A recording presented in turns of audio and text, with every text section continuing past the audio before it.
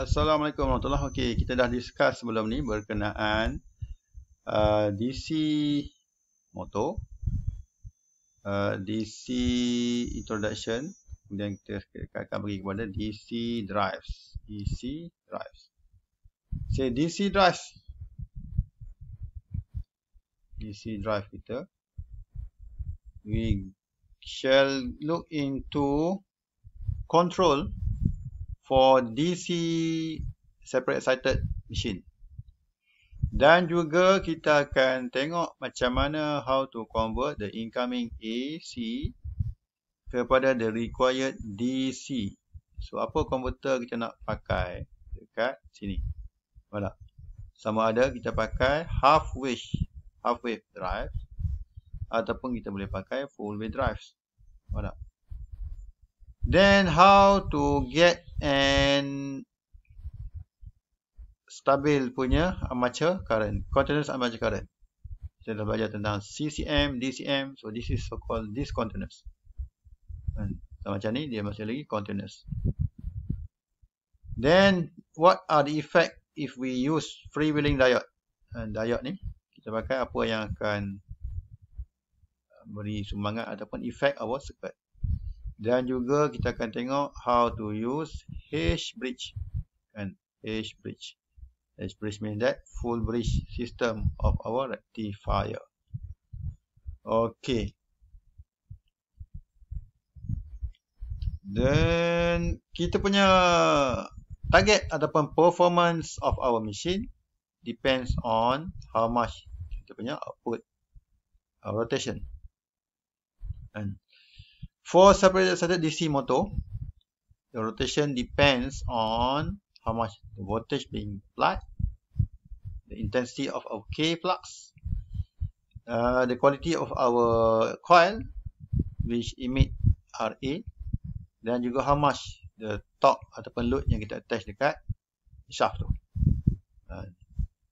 So kita boleh rearrange the equation to become K flux plus K flux lah, times K flux lah. So given here, for certain torque setting, speed is a function of the quantity of armature resistance. A jadi tadi terminal voltage dan juga field flux dan K flux ni lah.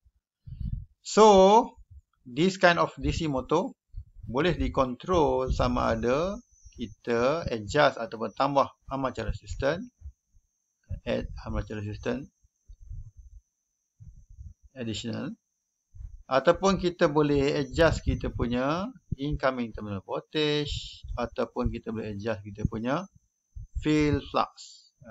So tiga benda lah, yang ni, ataupun flux ni kita boleh adjust pada keadaan torque yang sama lah. Maksud kita pada keadaan kita sambung pada torque yang sama, kita punya speed ni boleh naik ataupun boleh turun berdasarkan setting tiga ni. 1, 2, 3. That's why kalau kita nampak equation tu, whatever that is not constant means it can be adjust. And untuk varies kita punya belah kiri lah, the attribute belah kiri tu. Okay. Now we focus on solid state control of separate excited DC motor. Solid state control means that how to control kalau kita ada incoming yang fix. Incoming kita dah fix. Incoming kita mungkin kita dapat incoming di 240 volt ataupun 400 volt, 415 volt AC. So the requirement of our motor is DC. Yang mana DC ni kita perlu ataupun dia punya V terminal kat sini. So now the V terminal is here. Kita boleh adjust sama ada tinggi ataupun rendah untuk control.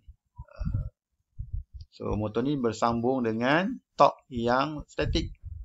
Bersambung dengan torque static menghasilkan rotation dan torque kat sini. So how to adjust dia punya rotation? By adjusting incoming VT lah, up or down. And assume that this incoming AC is fixed. So the only means to control kita punya incoming dekat motor adalah by using this converter.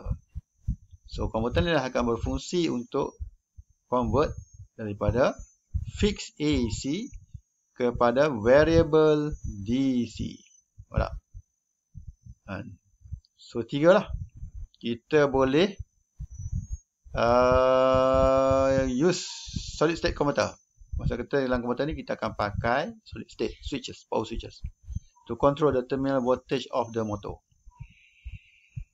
So in some cases converter also used to control the field voltage. Maksud kata converter ni juga boleh guna dekat sini. Nampak tak? Kita guna kat sini AC, macam assignment je lah. You buat untuk control field voltage. Field voltage berubah, current yang masuk dekat field pun akan berubah. So the intensity of your flux juga akan berubah. This is your IF lah.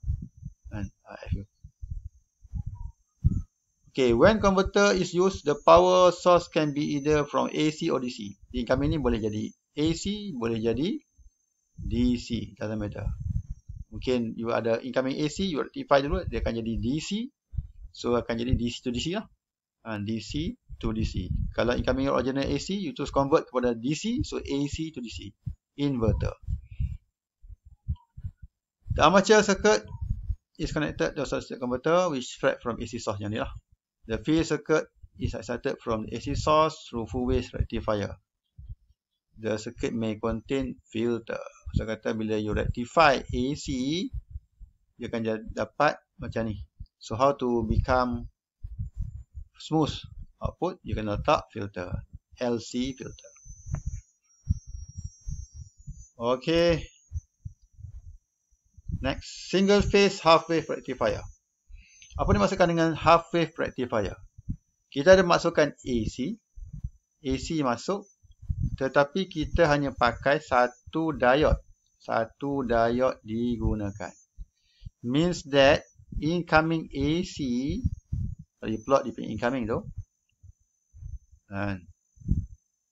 Bila you plot dekat sini. So this is here.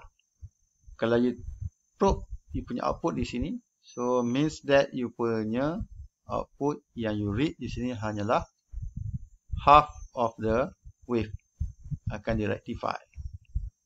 Nampak tak? Yang separuh lagi ni hilang, tak digunakan pun. So forward dia akan flow ataupun dia akan let go, conduct. Negatif dia akan stop, forward dia akan conduct, negatif dia akan stop. So this is so called half wave rectifier. Incoming voltage can be represented by V max. V max here lah. V max peak ni. Darab sin omega t. And sin omega t. So how to fulfill this kind of circuit? By using SCR. Silicon control rectifier. Silicon control rectifier. Kalau you punya circuit macam ni. So this is so called diode. Uncontrolled rectifier.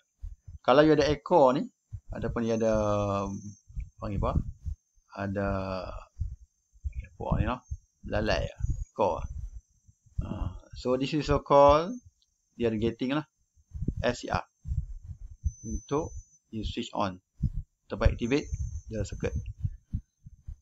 Terminal voltage can be expressed as VT equal to EA RA LA DIDT. Terminal voltage represented by this kind of circuit lah. Terminal voltage ni.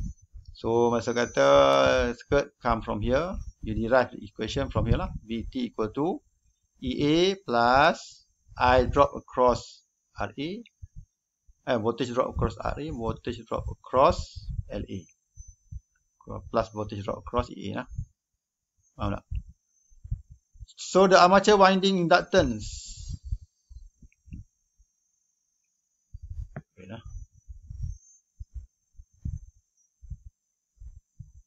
Armature winding inductance is included because the armature current is not constant. Armature winding inductance. Di elemen ni dimasukkan sebab armature current is not constant. LA usually lower than LF. So kata you punya LA ni, inductance dia sangat-sangat rendah lah compare to F ni, LF ni. Samalah macam RA. RA ni adalah sangat-sangat rendah berbanding RF. Sebenarnya dia adalah komponen yang sama. Ni adalah coil ni. Dan this coil contain resistance dan juga it contains inductance. Dia adalah coil yang sama. Bukan elemen yang berbeza, dia coil yang sama. Tapi dia mengandungi unsur resistance dan juga unsur inductance. Dia inductor lah sebenarnya. Yang mengandungi resistance. Faham tak? Betul lah. Okay. The function of SCR, Silicon Control Rectifier. Kalau SCR, apa function dia? Function dia ialah untuk conduct the current during positive bias. Betul? Kalau you plot in, this is input, in, this is output, this is your trigger circuit. Betul? Trigger circuit. Yang point mula adalah alpha. Yang point mula start trigger tu ada alpha. Beta adalah bila dia switch off. Switch off. So alpha bermula dekat mana? Alpha bermula apabila you punya current. Dia bergantung pada current bukan pada voltage. Nampak tak? Current. So this is voltage. Atas ni adalah voltage. Yang bawah ni adalah current I. Okay. SCR ni dia berfungsi bila kita trigger. Nampak tak? Dia kalau kita tak trigger, dia tak akan on. Tapi bila kita bagi signal, kita trigger, dia akan on. Tapi dia akan on dan dia start conduct apabila current ada dalam positive bias. Nampak tak? So voltage naik, turun. So output you akan probe voltage, you akan probe current. Tapi dah akan dapati you punya voltage output ni hanya ada ataupun appear apabila dia ada signal yang di-trigger pada silicon tersebut, SCR tu. Nampak tak?